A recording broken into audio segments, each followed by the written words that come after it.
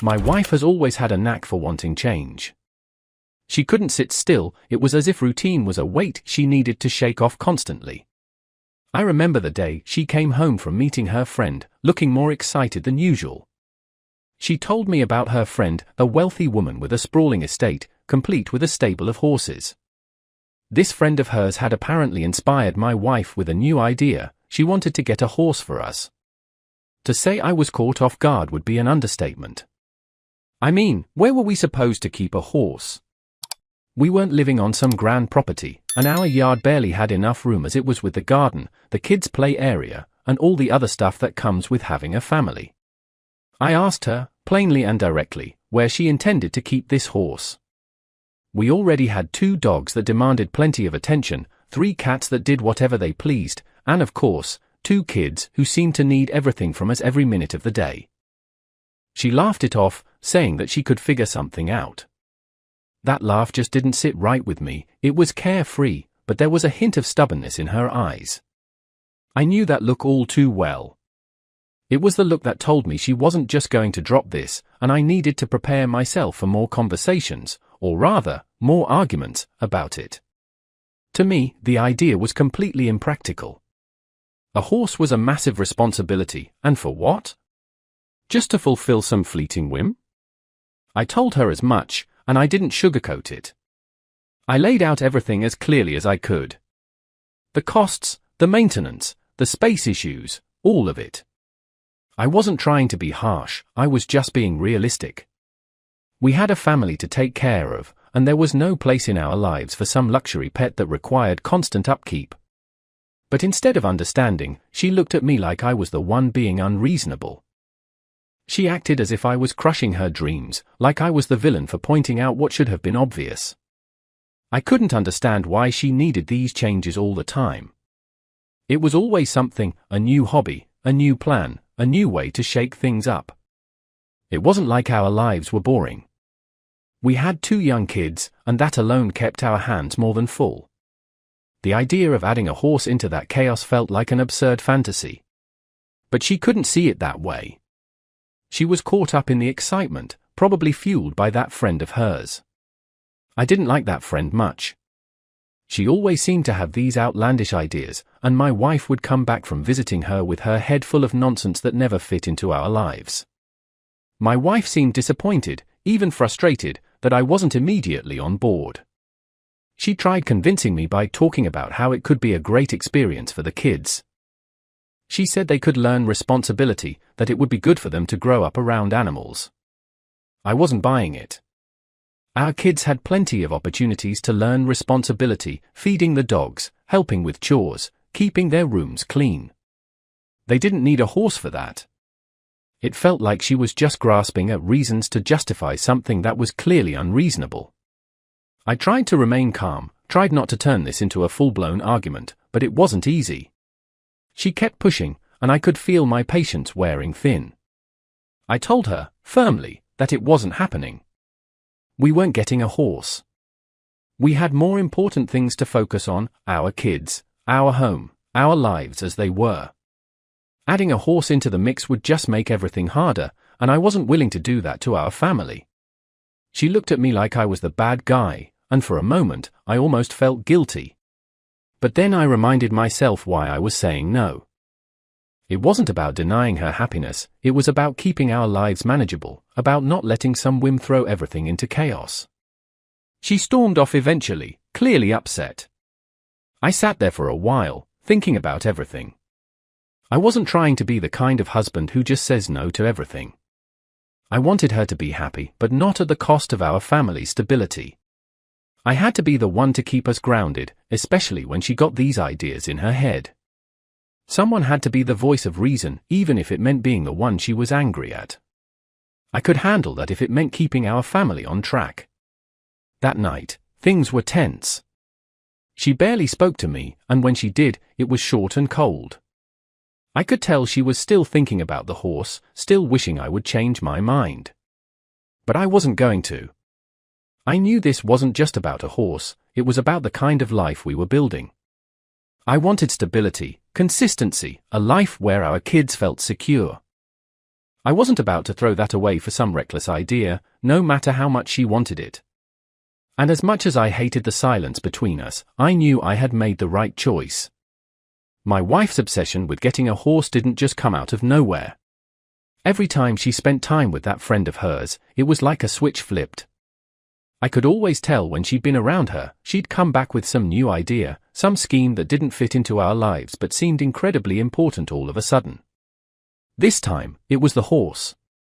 Apparently, this friend of hers had a pony living right there in her backyard, as if it was the most normal thing in the world. And, of course, now my wife wanted the same. I never liked that friend. She always seemed to fill my wife's head with nonsense, things that were impractical, things that didn't make sense for our family. I didn't think she understood what real responsibilities were. She had the money to afford all these whims without a second thought, and my wife would get caught up in that fantasy. It wasn't just about the horse, it was about everything. Whenever my wife was around her, she came back wanting more, as if what we had wasn't enough. I tried to be understanding at first. I knew my wife valued her friendship, and I didn't want to come across as the controlling husband who says she can't have friends. But the truth was, I saw the impact this woman had on her. She was always planting these ideas, these unrealistic dreams, and then it was on me to be the one to bring everything back to reality. I told my wife that I thought her friend was a bad influence. I said it plainly, without sugarcoating it. I knew it would make her upset, but I wasn't going to lie about how I felt. My wife, of course, didn't take it well. She said I was being judgmental, that I was always trying to crush her dreams. That wasn't it at all. It wasn't about her dreams, it was about making sure we didn't throw our lives into chaos over something that didn't make sense. I wanted her to be happy, but there had to be limits. We couldn't just do whatever came to mind without thinking it through, especially not when we had kids to take care of. But she didn't see it that way. She saw me as the enemy, the one who was standing in the way of what she wanted. The argument that followed wasn't pretty. She accused me of not supporting her, of always shooting down her ideas. I told her that someone had to be realistic, that it wasn't about not supporting her, it was about making smart decisions for our family. She didn't want to hear it. She said I was always negative, that I never wanted to do anything fun or different. It was frustrating, trying to get her to understand that this wasn't about being negative. It was about being practical. We weren't in a position to take on the kind of commitment a horse required, no matter how much she wanted it. It hurt to see her so upset, but I couldn't back down. I had to be the one to keep things steady, to make sure we weren't making decisions based on impulse. That friend of hers didn't have the same responsibilities we did. She didn't have 2 young kids depending on her. She didn't have to worry about making sure there was enough money for everything we needed. It was easy for her to suggest these things, but she wasn't the one who would have to deal with the consequences. After the argument, things were tense. My wife didn't talk to me much, and when she did, it was short and clipped. I knew she was still angry, still blaming me for not letting her have what she wanted. It wasn't that I didn't want her to be happy. I just knew that giving in to this wasn't the answer. We had to be realistic about what we could handle, and a horse wasn't it. I could handle her being angry at me if it meant keeping our family stable. I thought about that friend a lot in the days after. It wasn't just the horse, it was everything she represented. She was the kind of person who could do whatever she wanted without worrying about the consequences. But that wasn't our life. We had responsibilities, commitments, things that were more important than some fantasy. I wish my wife could see that, could understand why I was saying no. But it felt like, as long as that friend was in her ear, she was always going to want more, always going to see our life as something that needed changing. In the end, I knew this wasn't the last time we'd have this kind of argument. As long as that friend was around, there would always be something. Some new idea, some new dream that didn't fit into our reality. And I'd have to be the one to say no, to be the bad guy. It wasn't a role I liked, but it was one I was willing to take on if it meant keeping our family on track. After all the arguing, after all the back and forth about the horse, my wife finally came up with a compromise. She said she would settle for riding lessons. No horse of our own, no massive expense, just a few lessons at her friend's stable. It seemed like a reasonable solution, at least compared to the chaos of actually owning a horse. I could tell she still wasn't thrilled about not getting her way completely, but at least she was willing to meet me halfway.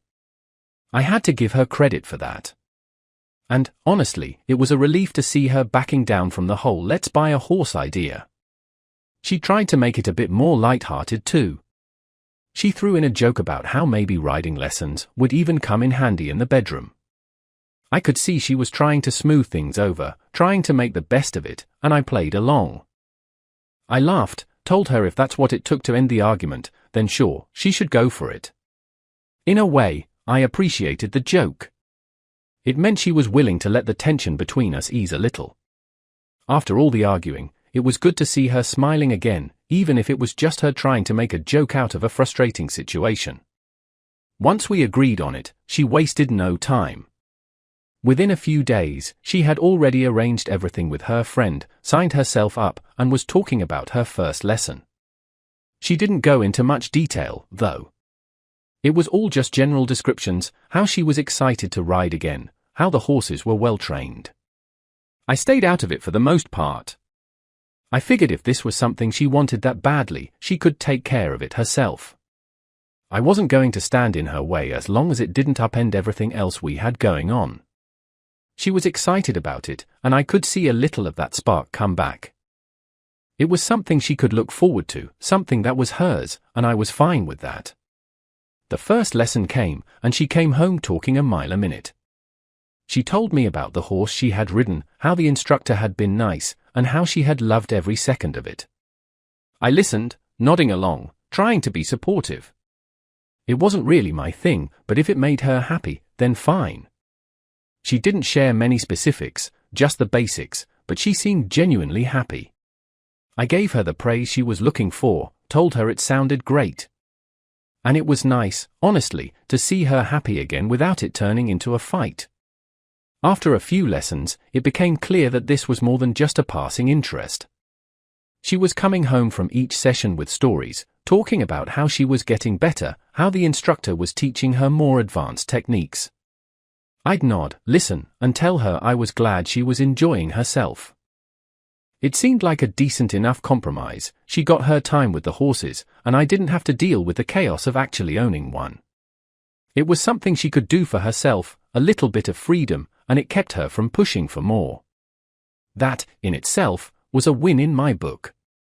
She never invited me to come watch her ride, and honestly, that was fine by me.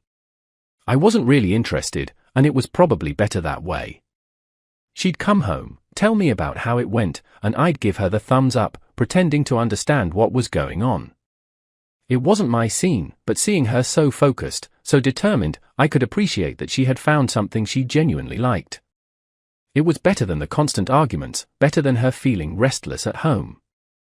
If this was what she needed to feel satisfied, I could put up with it. Still, there was a part of me that wondered how long it would last. My wife had a history of jumping into things headfirst and then losing interest once the novelty wore off. I couldn't help but think that maybe this was just another phase. But for now, it seemed like it was sticking.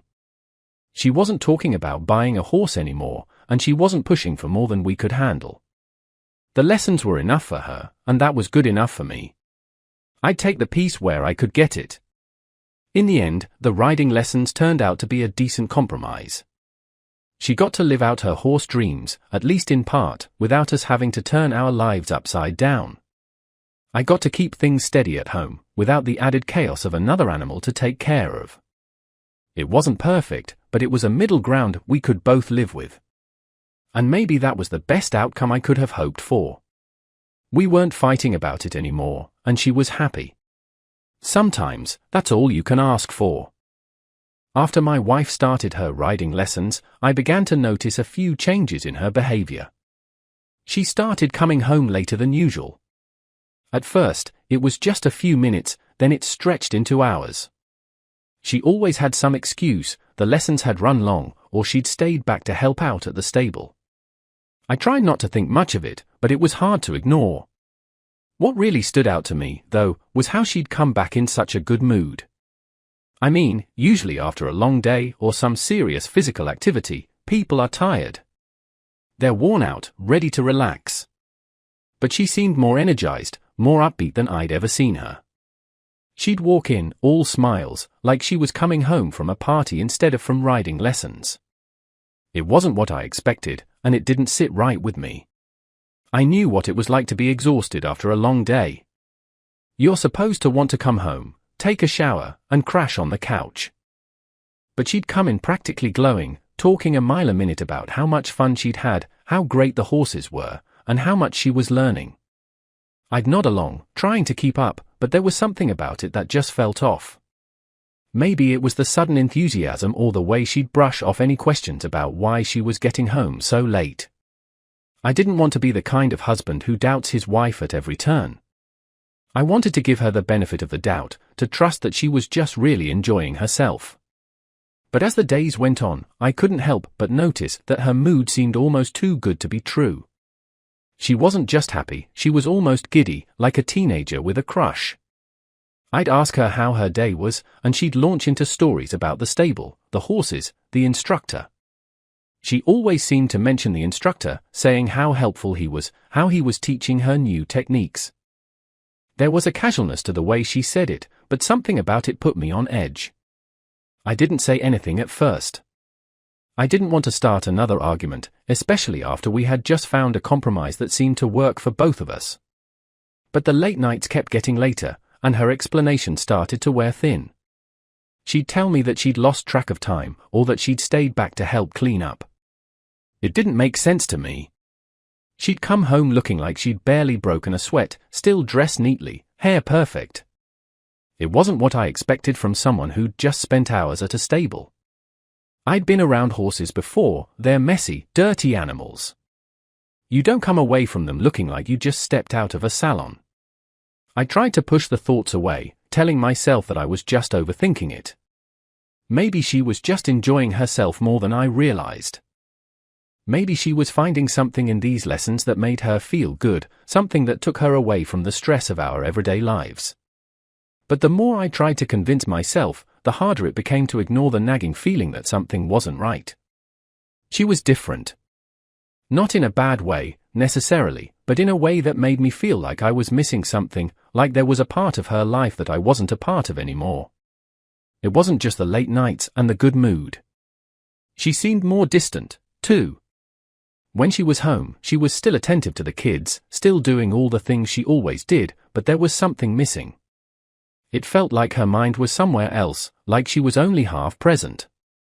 I'd catch her staring off into space sometimes, a small smile on her face, and when I'd ask her what she was thinking about, she'd just shrug and say nothing. It wasn't like her to be so vague. She'd always been open with me, always willing to share what was on her mind.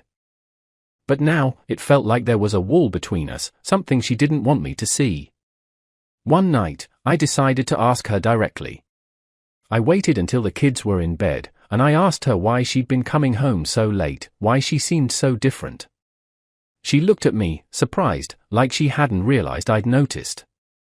She gave me the same answer she always did, that the lessons were running late, that she was just having a good time. I nodded, but I could tell she was holding something back. There was a hesitation in her voice, a flicker of something in her eyes that made me think she wasn't telling me the whole story. I didn't push it. I let it go, but the feeling stayed with me. I wanted to believe her. I wanted to trust that everything was fine, that she was just enjoying herself and that I was reading too much into it. But the changes were hard to ignore. She was happier, sure, but it felt like a happiness that didn't include me. It was like she'd found something else, something outside of our family, that gave her a sense of joy that I couldn't compete with. I didn't know what to do with that feeling. Part of me wanted to confront her, to demand answers, but another part of me was afraid of what I might find out. So I kept quiet, hoping that whatever it was, it would pass, and things would go back to normal. One evening, I found myself unable to shake the feeling that something wasn't right. It was late, the house was quiet, and my wife was in the shower. I don't know what came over me, but I decided to take a look in her bag. I'm not proud of it. It's not the kind of thing I ever thought I'd do, but the unease had been eating away at me for weeks. I felt like I needed some kind of answer, even if it wasn't one I wanted to hear.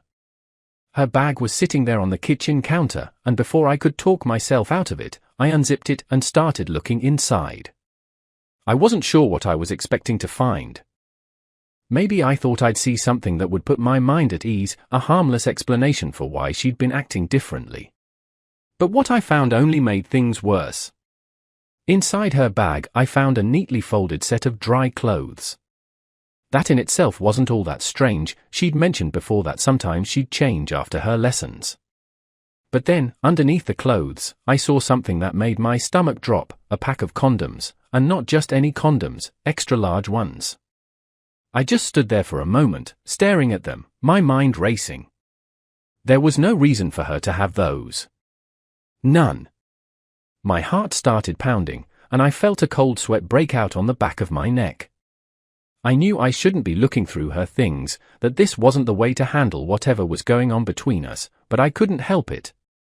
I needed answers, and what I was seeing only raised more questions. Why would she have those? She hadn't mentioned anything about needing condoms, and we hadn't used them in years. It didn't make sense, and the more I thought about it, the worse I felt.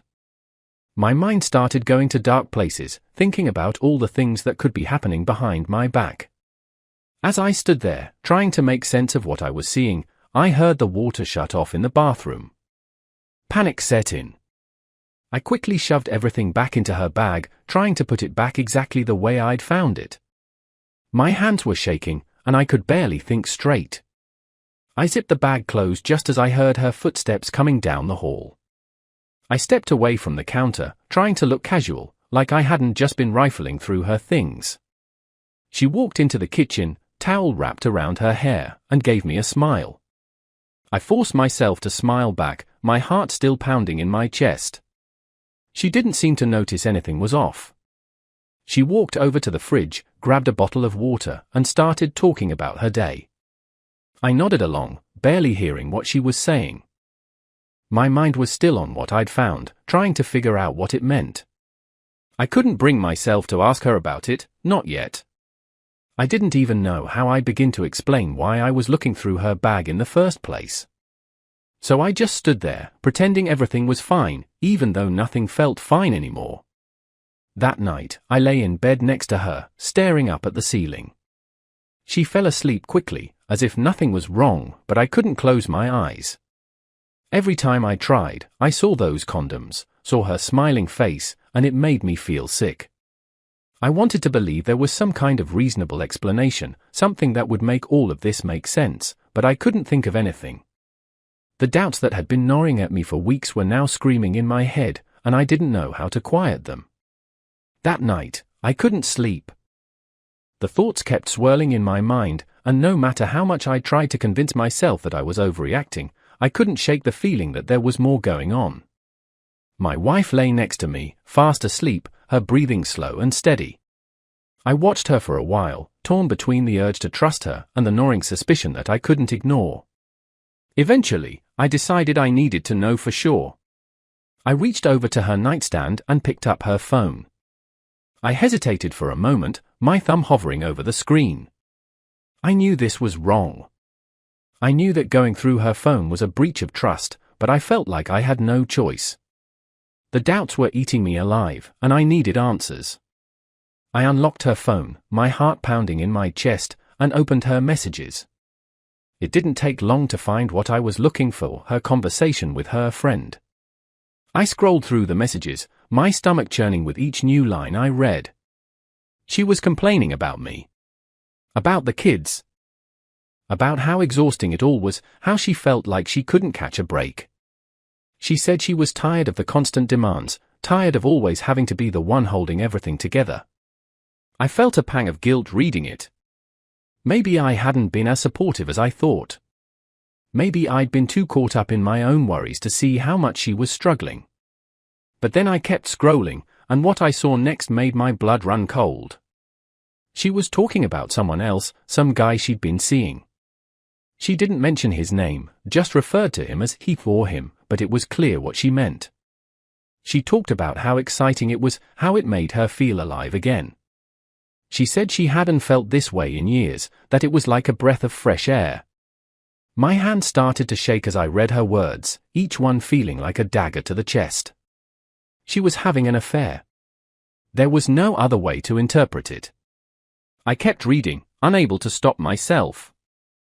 Her friend was encouraging her, telling her she deserved to be happy, that she shouldn't feel guilty for wanting more out of life. They talked about meeting up again, at the stable, just like last time. My heart sank. It wasn't just a one-time thing. This had been going on for a while, and they had plans to see each other again. This Saturday. I felt a mix of anger, betrayal, and a deep, aching sadness that I couldn't put into words. Everything I'd been worried about, everything I'd suspected, was true. I put the phone back on her nightstand, my hand still trembling. I lay back down, staring up at the ceiling, my mind racing. I didn't know what to do. Part of me wanted to wake her up right then and there, to confront her, to demand answers. But another part of me was too stunned to move, too overwhelmed by what I'd just learned. I felt like the ground had been ripped out from under me, like everything I thought I knew about my life was a lie. I couldn't believe this was happening. I couldn't believe she'd do this to me, to our family. I lay there for hours, my mind replaying everything I'd read, every word she'd written. The way she talked about me, about our kids, it was like we were just burdens to her, obstacles in the way of her happiness. It hurt more than I could have imagined. I'd always thought we were in this together, that no matter how hard things got, we'd face it as a team.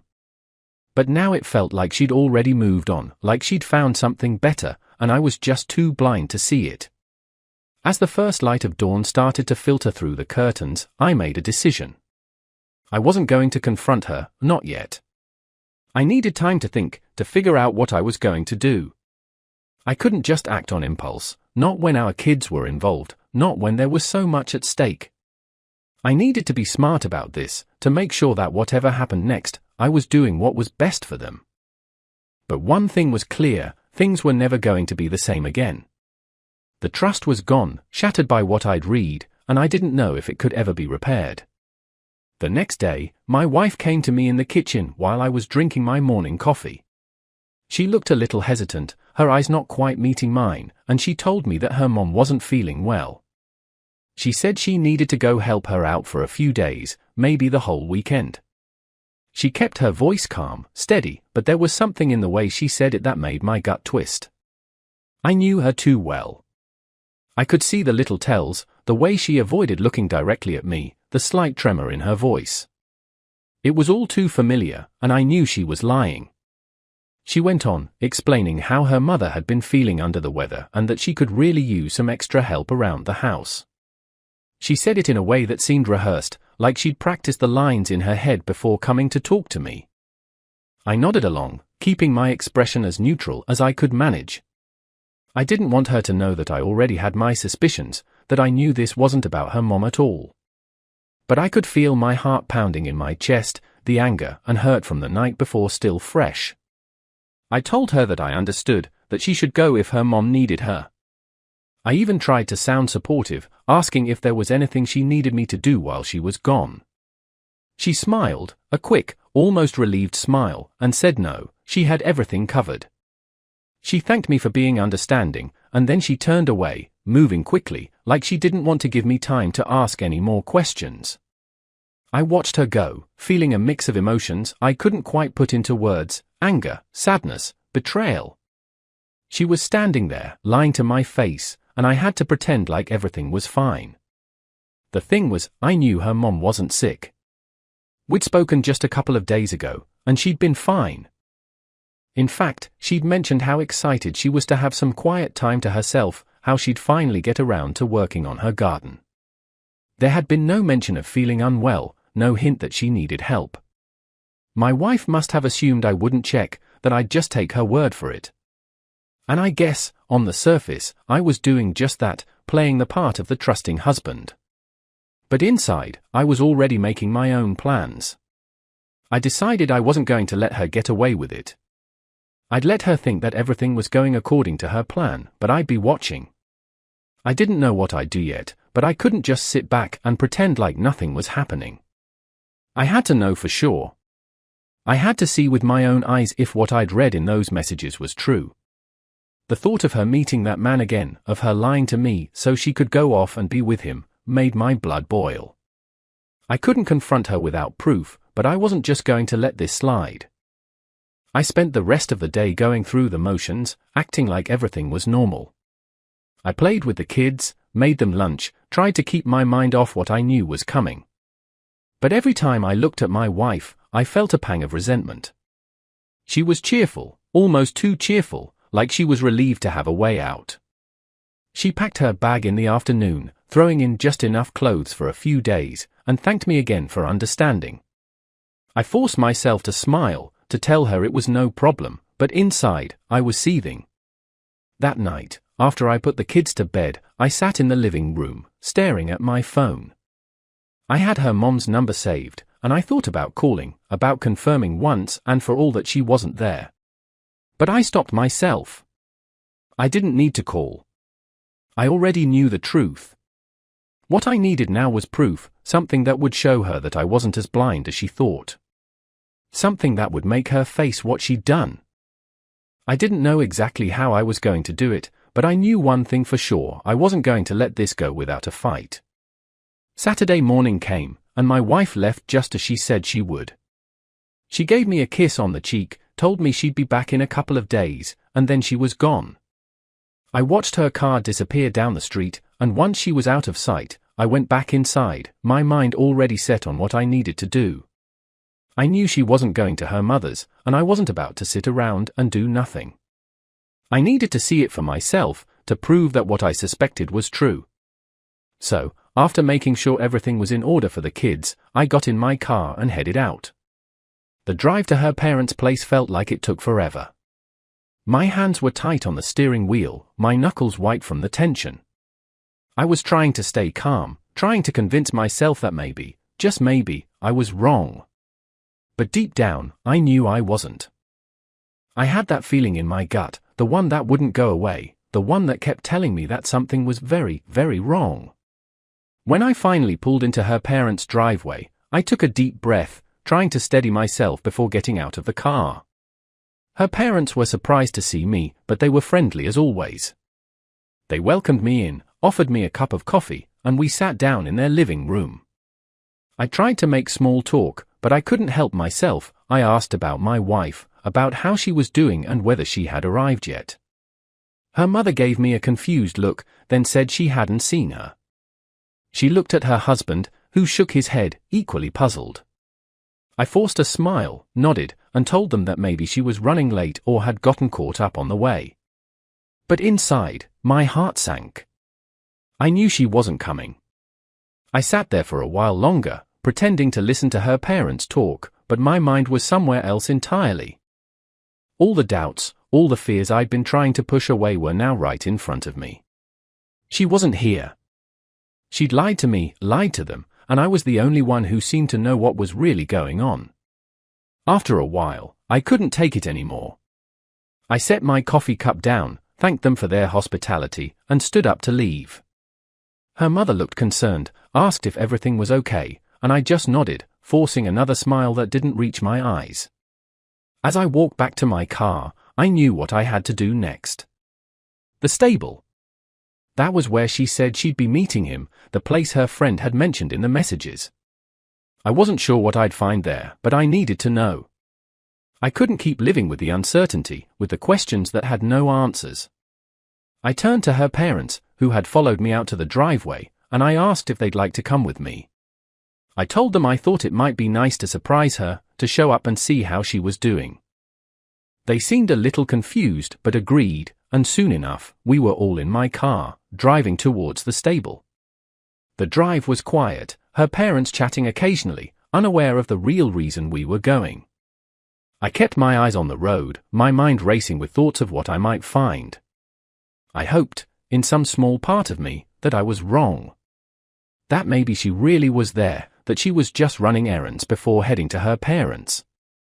But the closer we got, the more that hope faded. I knew what I was going to find. I knew it wasn't going to be the innocent explanation I desperately wanted it to be. We pulled up to the stable, and I could feel my heart pounding in my chest. Her parents looked around, curious, as I parked the car. I got out, my eye scanning the area, looking for any sign of her. The place was quiet, a few people milling around, but no sign of my wife. Her parents followed me as I walked towards the entrance, and we had arrived at the stable. We walked into the stable, the smell of hay and animals heavy in the air. Her parents were still looking around, clearly expecting to see my wife going about her riding lesson. I kept my eye scanning the area, my heart pounding, and I had a sinking feeling that this was not going to end well. As we moved further in, the noises from one of the larger enclosed areas caught my attention, laughter, voices, something that didn't quite fit with the quiet activity of a normal riding lesson. I motioned for her parents to follow me, my gut tightening as I led the way. When we rounded the corner, I stopped dead in my tracks. I could hardly believe what I was seeing. There was a group of people gathered near the horses, but this wasn't any normal group activity. Some of them were naked, others partially clothed, and it quickly became clear what was happening. My heart sank, and I felt my stomach turn. They were involved in something twisted, something that went far beyond what anyone would expect to see in a stable. The horses stood there, some being petted, others just lingering as if this was an ordinary day. I scanned the group, hoping, praying that maybe my wife wasn't part of this, that maybe I was wrong. But then I saw her. She was in the center of it all, completely naked, her body illuminated by the dim light filtering through the stable windows. It felt like time stopped. I could barely breathe as I watched her, her face flushed, her expression one of pleasure. She was laughing, her hands moving over the man beside her, her body entwined with his. I felt a wave of nausea rise in my throat, the sight almost too much to bear. Her parents were just behind me, their eyes wide as they took in the scene. Her mother let out a gasp, her hand flying to her mouth in shock. Her father, standing rigid beside her, looked like he couldn't quite process what he was seeing. He stepped forward, his face pale, and called out her name, his voice cracking in disbelief. The sound of his voice cut through the noise in the stable, and everything seemed to come to a sudden halt. The laughter, the movements, all of it stopped as everyone turned to look in our direction. My wife turned, her eyes going wide as she saw us standing there. Her face drained of color, the smile vanishing instantly. She looked like she had seen a ghost, her body frozen as she took in the sight of her parents, and then me, standing there, watching her.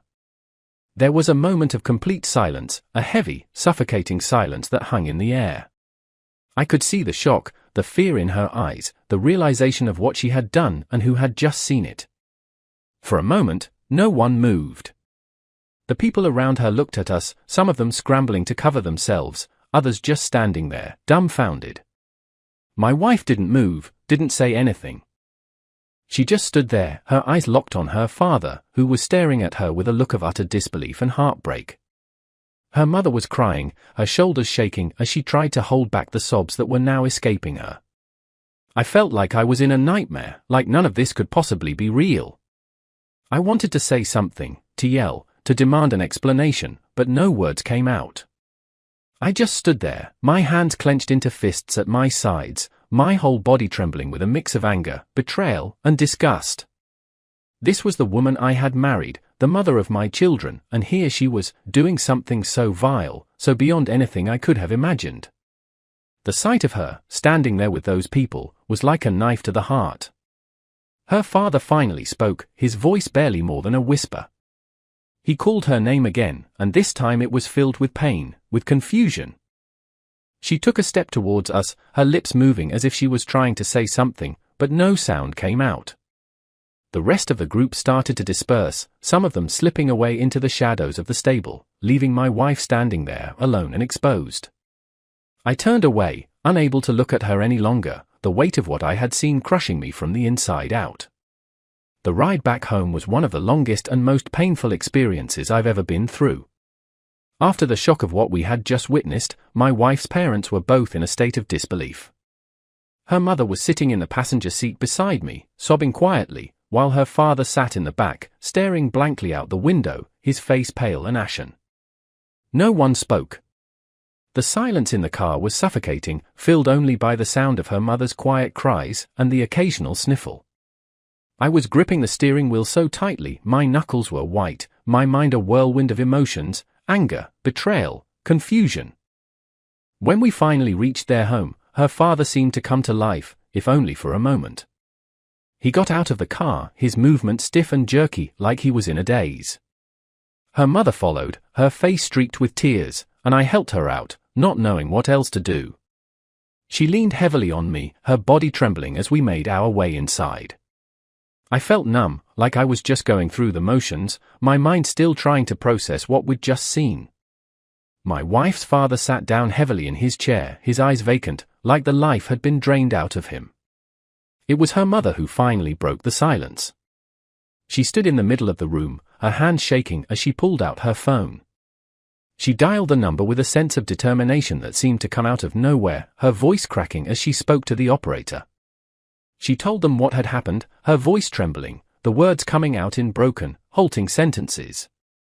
She told them where they had been, what they had seen, and that they needed to send someone to the stable.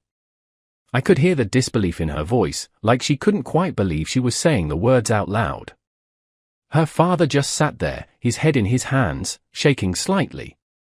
He didn't say a word as his wife made the call, as she gave the details to the operator, her voice rising in pitch as she tried to convey the horror of what we'd witnessed. When she finally hung up, she just stood there for a moment, her shoulders slumping, as if all the energy had drained out of her. She turned to look at her husband, her eyes filled with tears, and he just shook his head, unable to meet her gaze. It was then that her father spoke, his voice barely above a whisper. He said that their daughter was no longer welcome in their home. He said it with a finality that made my heart sink, his words heavy with pain and disgust. Her mother nodded, her face crumpling as she let out a choked sob. They both looked broken, like they had aged 10 years in the span of a few hours. I felt a pang of sadness for them, for what they were going through, for the betrayal they were feeling. It wasn't supposed to be like this. None of it was. The decision to cut her out of their lives seemed to come almost naturally after that. Her father spoke again, his voice growing stronger as he said that she was no longer their daughter, that she was no longer part of their family. Her mother nodded, wiping at her eyes, her lips pressed into a thin line. They talked about removing her from the will, about making sure she had no claim to anything they'd worked for. It was like they needed to do it, like they needed to take that step to make it real, to make it final. I stayed quiet, just listening, my own emotions too tangled to even find words. Part of me understood why they were doing it, why they felt they had no choice. But another part of me was struggling to reconcile the woman I had known, the woman I had loved, with the person we had just seen. It didn't make sense. None of it did. But there was no going back now. The damage was done, and there was no way to undo it. Her mother eventually got up, moving to the kitchen to make some tea, her movement slow and deliberate, as if she was trying to hold herself together. Her father stayed in his chair, staring at the floor, his hands clenched into fists. I felt a deep sadness settle over me, a sadness that seemed to swallow everything else. I knew that nothing would ever be the same again. The family I had married into, the woman I had built a life with, it was all shattered, broken beyond repair. And as I sat there, the weight of it all pressing down on me, I realized that there was no way forward that didn't end in more pain. The weeks that followed were a blur. The shock of what I had seen in the stable still haunted me, but there was no time to dwell on it. I had to act, to make decisions that would protect my children and give us a chance to move forward. The first step was filing for divorce. It was a decision that came easily after everything that had happened. There was no saving our marriage, no path to forgiveness. What she had done was beyond anything I could ever accept, and I knew that staying together would only create more pain for everyone involved. I met with a lawyer, and the process began. It was strange, sitting in that office, talking about dividing our lives, our home, our assets, our children. There was no anger, no shouting, no dramatic confrontation. It was all very matter-of-fact, almost cold. I just wanted it over with. I wanted to move on, to put as much distance between myself and the memories of what she had done as I could. My focus was on the kids, on making sure they were okay, that they would be shielded from as much of this mess as possible. When the papers were served, she didn't fight it. She knew there was nothing left to fight for. She moved out, taking only what she needed, and went to stay with her friend, the same friend who had been there for her through all of this, the one who had encouraged her reckless behavior. I didn't care. She could have her friend, her freedom, whatever it was she thought she needed. I was done. My priority was my children, and I wasn't going to let anything get in the way of giving them the stability they needed. The house felt empty without her, but it was a good kind of empty. There was no more tension, no more lies. It was just me and the kids, and I could feel a sense of peace slowly beginning to return. Her parents, despite everything, were supportive. They were just as devastated as I was by what had happened, and they wanted to help in any way they could. They began coming by regularly, helping with the kids, offering to take them for a weekend here and there to give me a break. It was strange, but also comforting. They were still family, even if their daughter no longer was. I focused on creating a new routine for the kids, something that would help them feel secure. I made breakfast every morning, packed their lunches, took them to school. In the evenings, we'd sit down for dinner together, talk about their day, and I'd read to them before bed. It wasn't always easy. There were moments when the weight of it all felt like too much, when the loneliness crept in and I found myself staring at the empty space where she used to sit. But I pushed through it.